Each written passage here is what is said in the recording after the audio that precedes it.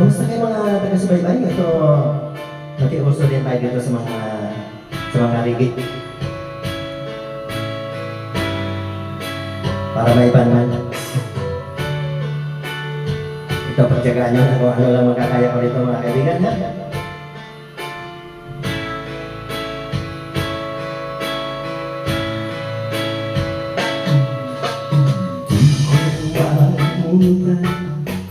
Ang iyong mga naraman, ang iyong mga pangakong maula.